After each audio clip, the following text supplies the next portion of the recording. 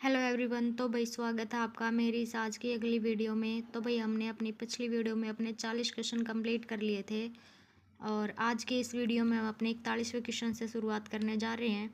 I hope आप सभी को वीडियो पसंद आ रही होगी। अगर आपको वीडियो पसंद आ रही है तो चैनल को सब्सक्राइब कर देना और वीडियो को ज़्यादा से ज़्यादा लाइक और शेयर कर देना। तो हमारा फर्स्ट क्वेश्चन है कि यमुनानगर के मुबारकपुर में प्रस्तावित गोवर्धन संयंत्र प्रतिवर्ष कितनी मात्रा में संपीड़ित बायोगैस पैदा करेगा। तो कितनी मात्रा में पैदा करेगा भाई, वो करेगा 2600 मैट्रिक टन में। 14 अप्रैल 2025 को प्रधानमंत्री नरेंद्र मोदी ने यमुनानगर के कैलगांव में आयोजित रैली में 90 करोड़ रुपए की लागत से गांव मुबारकपुर में लगने वाले गोवर्धन संयंत्र प्लांट का शिलान्यास किया। किसने किया भाई, हमारे जो प्रधानमंत्री है नरेंद्र मोदी जी द्वारा इसका शिलान्यास किया गया है 90 करोड़ रुपए की लागत से। और इस संयंत्र की कंप्रेस्ड बायोगैस उत्पादन की क्षमता लगभग कितनी है, 2600 मैट्रिक टन है। इसकी जो क्षमता है वो कितनी है भाई, वो है 2600 मैट्रिक टन। फिर उसके बाद आता है प्रधानमंत्री नरेंद्र मोदी से मिलने के लिए 14 साल तक जूते नहीं पहनने वाले किस हरियाणवी को मोदी ने जूते पहनाए। तो वो है रामपाल कश्यप। तो प्रधानमंत्री नरेंद्र मोदी ने 14 अप्रैल 2024 को कैथल के रामपाल कश्यप को जूते पहनाए। वही उन्होंने इसको जो मोदी जी हैं उन्होंने रामपाल कश्यप जी को जूते पहनाए। और रामपाल ने 14 साल पहले कसम खाई थी कि जब तक पीएम मोदी नहीं बन जाते और उनसे खुद नहीं मिल लेते तब तक जूते नहीं पहनेंगे। इस इंतजार में 14 साल तक नंगे पाँव रहे। 14 साल बीत गए भाई, उसके बाद इन्होंने खुद मोदी जी ने इनको जूते पहनाए हैं। प्रधानमंत्री नरेंद्र मोदी ने हरियाणा के किस जिले में Deenbandhu sir Chhotu Ram thermal power plant 800 megawatt की तीसरी अल्ट्रा सुपर क्रिटिकल यूनिट का शिलान्यास किया है। तो कहाँ है भाई, ये है यमुनानगर में। तो प्रधानमंत्री नरेंद्र मोदी ने 14 अप्रैल 2025 को यमुनानगर में Deenbandhu sir Chhotu Ram thermal power plant में 800 मेगावाट की तीसरी अल्ट्रा सुपर क्रिटिकल यूनिट का शिलान्यास किया है।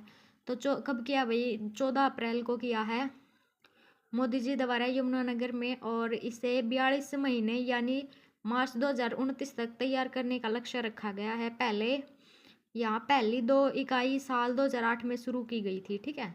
फिर उसके बाद अगला क्वेश्चन है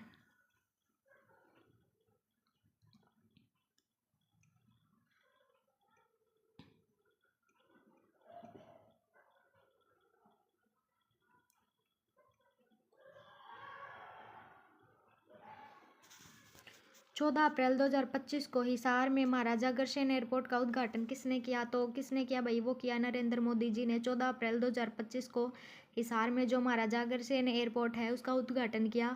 और 14 अप्रैल को पीएम ने सुबह 10:23 पर हिसार से अयोध्या के लिए फ्लाइट का शुभारंभ किया, ठीक है। जो हिसार से अयोध्या फ्लाइट है उसका भी शुभारंभ किया। और उन्होंने एयरपोर्ट टर्मिनल भवन का शिलान्यास किया।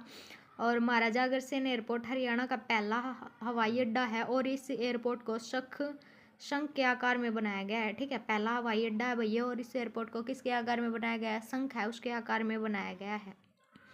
हरियाणा सरकार ने किस खिलाड़ी को 4 करोड़ रुपए और प्लाट दिया है। तो वो है विनेश फोगाट। विनेश फोगाट को भाई हरियाणा सरकार की तरफ से 4 करोड़ रुपए और एक प्लाट दिया गया है। विनेश फोगाट ने कहा कि सरकार से मिलने वाली 4 करोड़ की राशि से वे अंतर्राष्ट्रीय स्तर की कुश्ती अकेडमी बनाएंगी। उन्होंने बोला है कि भाई इससे वो कुश्ती अकेडमी है वो बनाएंगी। फिर उसके बाद अगला है जिंदल स्टेनलेस और एबी एनर्जिया ने किस राज्य में सबसे बड़े कैप्टिव औद्योगिक सौर संयंत्र के साथ नया कीर्तिमान बनाया है। तो वो है ओडिशा। जिंदल स्टेनलेस और स्वच्छ ऊर्जा समाधान क्षेत्र में अग्रणी कंपनी जो एबी एनर्जिया सोलनेस प्राइवेट लिमिटेड ने ओडिशा के जोधपुर में जिंदल स्टेनलेस की विनिर्माण इकाई में एक अग्रणी सौर ऊर्जा परियोजना की सफल स्थापना और कमीशनिंग की घोषणा की है। और इस अभूतपूर्व पहल की कुल क्षमता कितनी है भाई, 30 मेगावाट से अधिक है, जो ओडिशा में एक औद्योगिक परिसर में सबसे बड़े कैप्टिव सौर ऊर्जा संयंत्र बनाती है, ठीक है। फिर उसके बाद अगला क्वेश्चन है पीएम कुसुम योजना के में सोलर पंप लगाने में देश में हरियाणा किस नंबर पर रहा। तो इसमें रहा भाई हरियाणा दूसरे नंबर पर।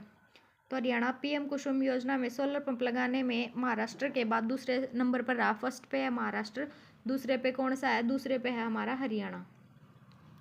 फिर उसके बाद हमारा अगला क्वेश्चन आता है,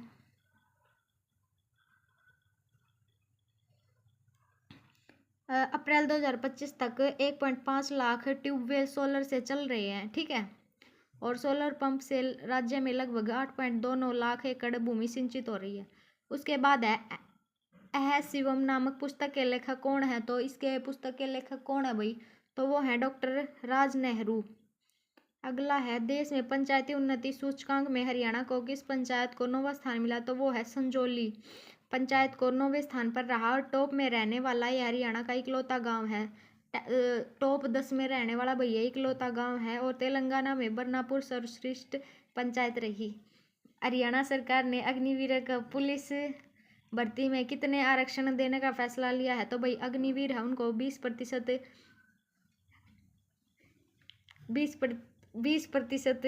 आरक्षण देकर आरक्षण प्रदान किया जाएगा। और इस तरह से वन विभाग में फॉरेस्ट गार्ड, जेल वार्डर और खन गार्ड की नौकरी में भी अग्निवीरों को 10% आरक्षण का प्रावधान किया गया है।